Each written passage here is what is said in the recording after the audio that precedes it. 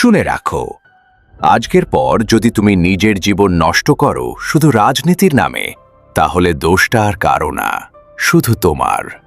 কারণ এই গল্পটা কোনো নেতার না, এই গল্পটা একটা সাধারণ ছেলের, যে একসময় ভাবত দলই সবকিছু।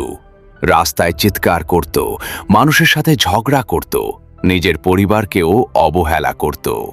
কিন্তু একদিন একটা ঘটনা তার জীবনটা এমনভাবে বদলে দিল যে সে বুঝে গেল রাজনীতি তাকে কিছু দেয়নি, বরং তার কাছ থেকে সবকিছু কেড়ে নিয়েছে। আজ সেই গল্পটাই শুরু হতে চলেছে।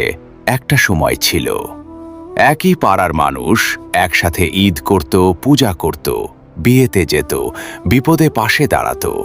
কিন্তু আজ রাজনীতির নামে মানুষ মানুষকে সন্দেহ করছে, বন্ধু বন্ধুর শত্রু হয়ে যাচ্ছে। একটা পোস্ট, একটা স্লোগান, একটা দলের নাম, আর সম্পর্ক শেষ। কিন্তু একটা প্রশ্ন করো নিজেকে, যাদের জন্য আমরা লড়াই করছি তারা কি আমাদের জন্য লড়ছে? যখন একজন সাধারণ মানুষ অসুস্থ হয়, হাসপাতালের লাইনে দাঁড়িয়ে থাকে সে একাই। যখন চাকরি থাকে না, রাতে ঘুম ভাঙে শুধু তার পরিবারের চিন্তায়। যখন ঘরে খাবার থাকে না, কোনো দল এসে ভাত দিয়ে যায় না প্রতিদিন। কিন্তু ভোটের সময় তখন সবাই দরজায় আসে, কারণ সাধারণ মানুষই সবচেয়ে বড় শক্তি। আর সেই শক্তিকেই ব্যবহার করা হয় রাগ দিয়ে, ঘৃণা দিয়ে, বিভাজন দিয়ে। মনে রেখো, রাজনীতি খারাপ নয়, খারাপ হলো অন্ধ সমর্থন। যখন মানুষ সত্য ভুলে যায় আর শুধু দলকে বড় ভাবতে শুরু করে। আজ অনেক যুবক নিজের স্বপ্ন ভুলে দিনরাত সোশ্যাল মিডিয়ায় ঝগড়া করছে। কেউ পড়াশোনা ছেড়ে দিচ্ছে, কেউ সম্পর্ক হারাচ্ছে, কেউ নিজের শান্তিটুকুও হারিয়ে ফেলছে।